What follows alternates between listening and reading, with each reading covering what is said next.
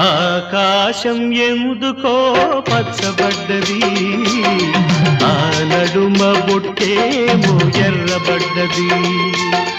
ఆకాశం ఎందుకో పచ్చబడ్డది, ఆ నడుమ బొట్టేమో ఎర్రబడ్డది.